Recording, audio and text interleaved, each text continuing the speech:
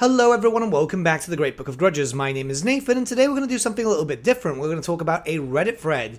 Yes, I know that's not the most exciting thing, but the poster for this specific thread is an alleged, we have to say alleged here, former member of Creative Assembly. No clarification was posted publicly for what their role used to be, I guess for anonymity's sake, because Creative Assembly can make your life a little bit difficult. This isn't just CA, this is pretty much every former job if you've had an NDA with them before. But the fact that the thread hasn't been taken down leads me to believe that they must have clarified who they were to the owners of the forum. You see, the Reddit isn't actually owned by CA, it's owned independently, but CA does have a little bit of a hand in there. It's a bit of a grey area, but I want to talk about it because I've read through it, and I'll say that a lot of the stuff that I've read in this thread particularly has kind of lined up to a lot of things that I've been hearing from, well, various different sources. So I figured that this would be an interesting conversation point. We're not going to go through the whole thing, obviously, or this would be like a 2-hour long video,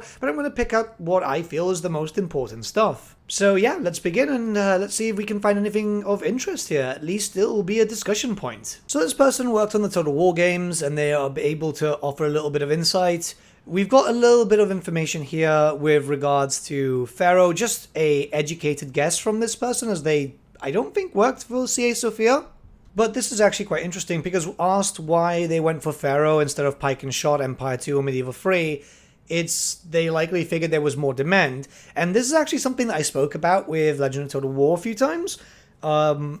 Remember, Pharaoh was technically a very profitable game, even though it didn't actually sell units because of the whole Epic deal. And they probably looked at those details, the 7 million downloads, and thought, oh yeah, this is going to be really popular, it's going to sell a lot. It's actually kind of interesting because maybe, again, they didn't look at the player numbers.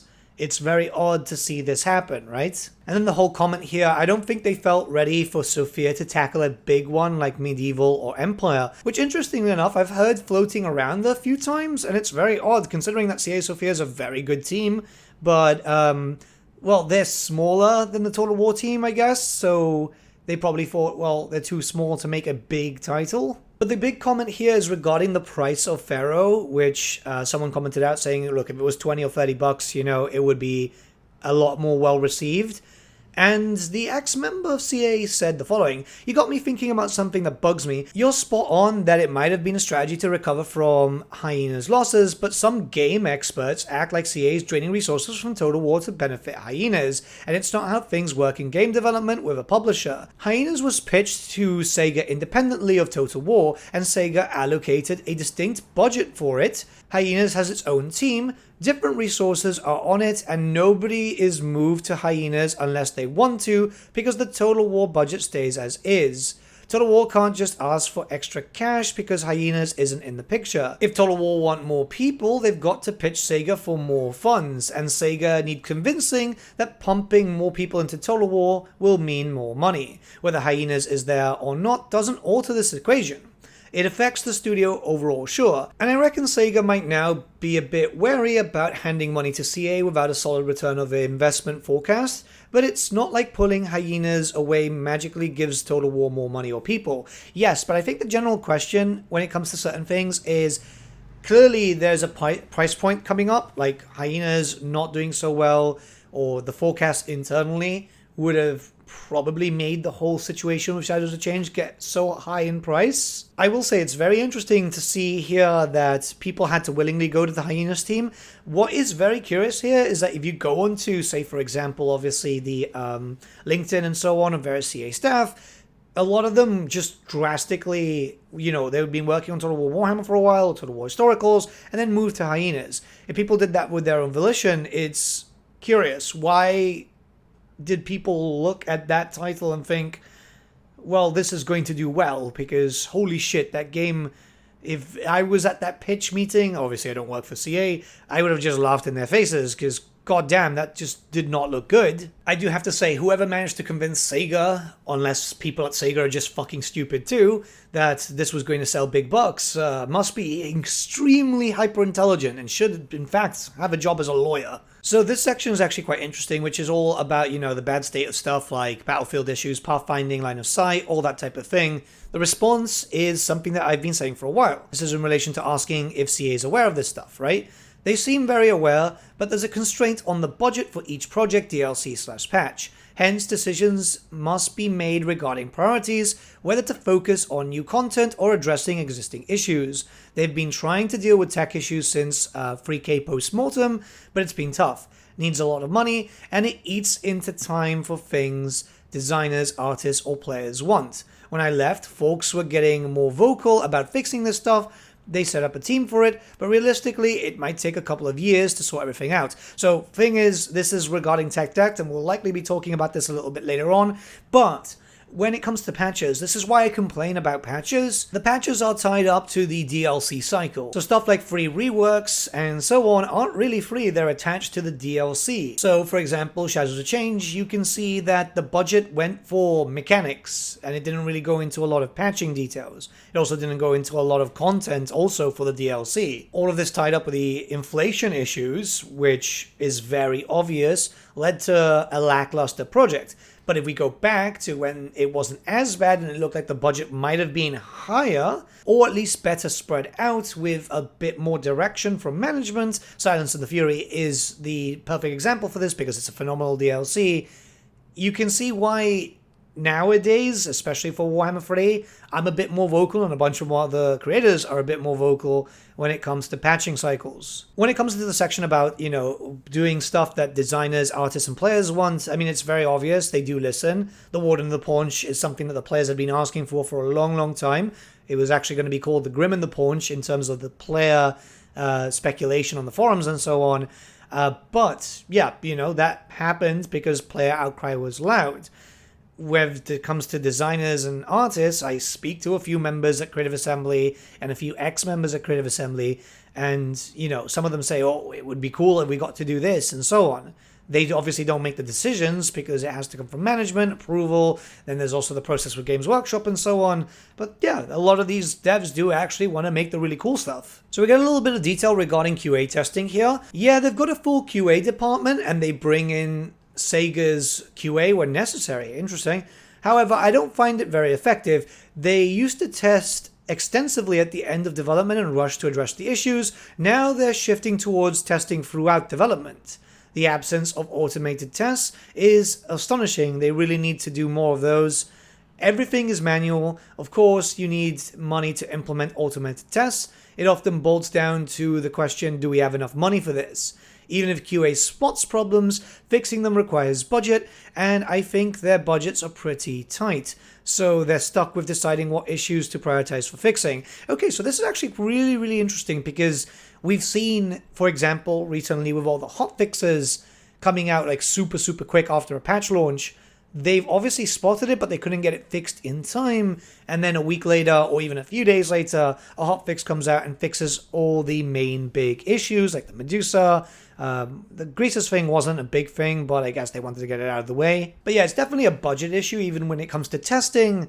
So it makes me think, and we've heard ex-Creative Assembly staff members publicly say, yes, there is not that much of a budget, there needs to be more budget. And either the person who's fighting for the Total War teams to get more budget respectively isn't doing a bang-up job, or someone at Sega is just not providing the budget needed. So this section is actually kind of funny. Obviously, this dev didn't like it when they playtested it, and apparently a few other people didn't too. I spoke to a few members of CA who playtested it too and said, oh my god, why? But there's here from more pushing from the dev team and not a lot of pushback from the higher ups. I'm curious about this. Does this person mean that the devs themselves were pushing for this to get more and more funding and more push toward development? Because let's be honest, again, when it comes to Hyenas, and I really hate talking about this game, but it is a topic that is going to keep coming back to us for a while. The market is oversaturated. If you wanted to work on a game in that style, like a looter shooter, you should have worked with another company that's making looter shooters. So what's interesting here is apparently people were openly making fun of the product of Hyenas. Obviously not in front of the Hyenas folks, but that's a bit of a toxic thing, right? I get it. Yeah, the product is not good. But it's a sad state of affairs when internally the products are getting made fun of, right? Okay, this is a really big thing here. Why was Warhammer 3 released in such a poor state? I don't believe they had fully grasped how bad it was before launch. I think they genuinely believed that they had a decent product. And you know what? I would believe this because there were devs going out in interviews going, oh, you guys are going to have so much fun, stuff like that. There's also quotes from other content creators who had spoken to developers about issues and so on and saying that they were flat out ignored. Yeah, I mean, that's all believable. There was proof even posted by some creators. Yeah, they genuinely thought that Warhammer 3 was good. They thought that the Realm of Chaos was a good product, and it was awful. Hell, even when you go to interviews, or actually, the best thing is going to reviews of Warhammer 3 for the base game, and you'll see a lot of people going, yeah, this sucks, but it's fine, because Immortal Empires should come out in theory soon. If only we knew it was going to take 6 months. Because, yeah, a lot of people didn't care about the Realm of Chaos. Even people watching the content were like, oh, this is awesome. I can't wait to use this in Immortal Empires. The Realm of Chaos map was incredibly flawed. It had so many buggy issues. I almost punched through my monitor during a live stream because the Tzeentch realm just did not work, and it was so horrendously bad. I must admit, even I was thinking, yeah, Immortal Empires is the only way to go, because I said it live many times. The map was flawed. I mean, who puts a race mechanic in a Total War game, right? You don't want to race against other factions to get demon souls and stuff like that. Then you had the constant demonic incursions and so on. What really saved Warhammer 3 at launch for me was literally within a few days we had that mod that turned off the race. That's literally it. But yeah, then afterwards there's a little bit of talk regarding in-person stuff, and this is actually kind of curious too. In my view, it had a massive impact. Being in the studio just hit different. I loved to work there before COVID. You could just soak in that vibe, so this person was there for a while and fueled the whole creative process. The magic got lost somewhere. Warhammer 3 took a real hit because of it, at least in my book. I'm not saying it's all about being a yes man. You could straight up walk into the studio director and doubt their ideas. Oh, interesting. And then they'd hear you out. It's just that suddenly every tiny thing needs to be a meeting, and the personal connections took a hit. Less face-to-face, more nonsense. Okay, so are you telling me that everyone thought that the Realm of Chaos map was good? Like, nobody doubted that? Or does this have to do with the whole COVID situation where people coming back just did not want to be there anymore? Obviously, the change of dynamic, working from home obviously could have probably affected it. But everything being a meeting, I guess people just didn't want to communicate with the higher-ups because it would have had to turn into a meeting. I don't work in game dev, but I will say from my line of work, in my experience, yeah, meetings became much more common in terms of, post-COVID, during COVID too, which is just frustrating. It felt like more tape got added in for no reason, so it might have just been something that affected game dev also. So this next section talks about Rob. Why did he do such an awful blog post? Did they think that was a good idea? Was it really him? And the response is, I have no clue. I'd already left by then. This person apparently did not work on Shadows of Change. Does it even matter? I find the reactions from some folks quite shocking. He gets slammed for a bad blog post, and suddenly he's the root of all evil. I've never worked directly with him. Honestly, just going through my gut, he wasn't my favorite C-suit. But the guy stuck around CA for like 10 years or something. He must care. Plus, I believe he's one of the ones that brought GW to CA and handled other partnerships. He's still a human being. He's not fueling a Ferrari with the blood of players and developers. Those that made him a scapegoat should feel ashamed of themselves. So there's a few things here. First up, just because someone's there for like 10 years or so doesn't mean that they necessarily like their job. They're just getting a paycheck. Believe me, I know someone who I worked with who was 40 years at a role, who was literally at a job because he was bringing in like £70,000 a year. So like he was doing fuck all, like literally sweet fuck all to just exist. The problem why people got pissed off with the Rob Bartholomew situation is because he has been front and center for a number of different issues when it comes to Creative Assembly. Rome 2, for example, with the camel situation, he was also the guy that gave the statement there. Now, this is true though, like people thinking that he is a scapegoat. I have this feeling that Rob is the scapegoat because how quickly do they put developer faces in front of people? If you might remember a few months back, before this statement too, they put Rich Aldridge, who's the lead of the dev team for the DLC stuff, to do that little video and a lot of interviews and so on. They're putting up the faces of people that we know rather than the names that we don't know, the higher-ups making the decisions and actually causing the problems. With regards to CA and GW, I'm not sure that was actually Rob, because we do know that Sega had or still have a rather lengthy working relationship with Games Workshop. The thing about Rob is that we do hear conflicting reports. Some people say he's an alright dude, other people say he's a literal devil. I still think it's a scapegoat issue. I don't know, like, it's fun to meme, but sometimes people get into like the really bad stuff where they try to literally dox the dude. People are angry because of the statement. Who knows if he actually wrote it or not? It's just one of these odd things.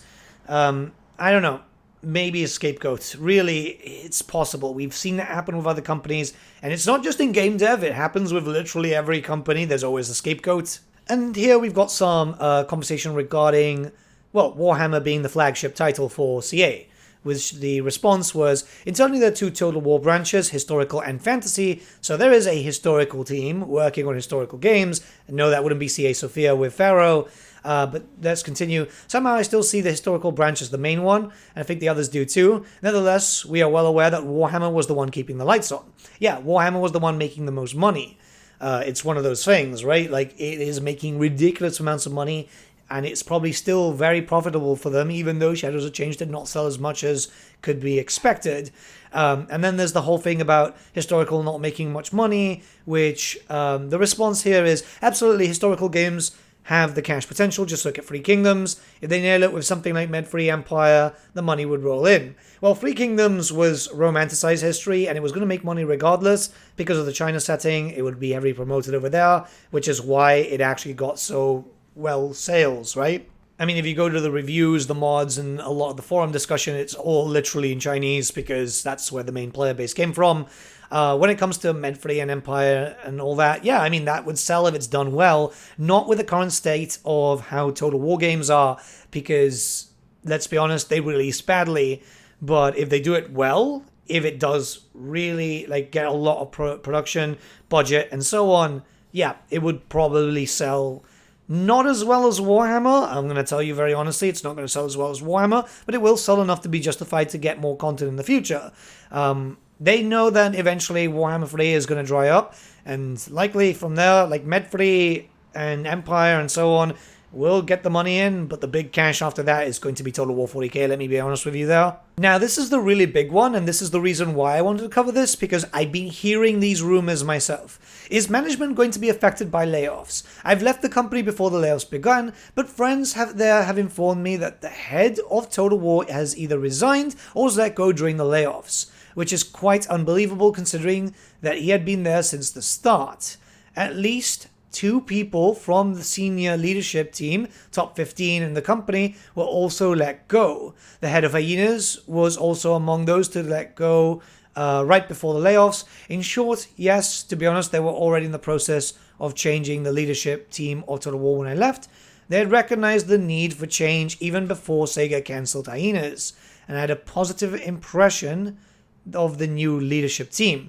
So this is actually really, really curious, because this wouldn't be Rob, by the way. He's a chief product officer, not the actual head of this. And I've been hearing some rumors about this, really, really interesting rumors that someone fairly high up in the sphere of Total War had in fact been left or fired.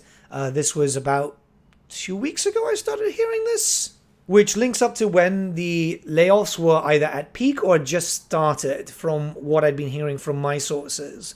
So, yeah, very, very interesting to see how this continues on in the future. Naturally, this does worry me, but we're going to have to wait and see after all the layoffs happen, which I imagine will finish around this month, how all the changes to leadership and everything in general will affect Total War. Not just Warhammer, but everything at CA. Right, so I'm going to call it here. There's a little bit more, but I'm going to let you guys go into the Reddit thread itself, because it's mostly just being repeated. The dev, or better yet said, alleged dev, is coming back apparently to answer questions. So if you have any specific questions, you know, might be a good idea to ask whilst you're there. Again, I have to say alleged dev because we can't really prove if they are former at CA or not, but it does bring in a little bit of detail. I mean, it does line up to a lot of stuff that I've been hearing. It's just the case of, again, they can't really reveal themselves because then there's issues there with CA and Sega bringing down the hammer and all that type of stuff. I still think that this was a really interesting read, and I've been keeping an eye on it since the thread came up.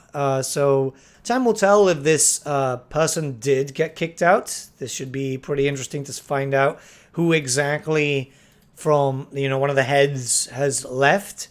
But yeah, let me know your thoughts in the comments below. Let's have a bit of a discussion. I do apologize if this video comes out late. It's, as you know, Christmas is essentially started with December, and you know, I live in an Iberian family. You know, there's a lot of nonsense to deal with, right? I have to do a lot of shopping from now and all the way until fucking January 7th. So yeah, my schedule is going to be a bit odd. But yeah, it's going to be fun. I'll see you guys soon. Have a good day.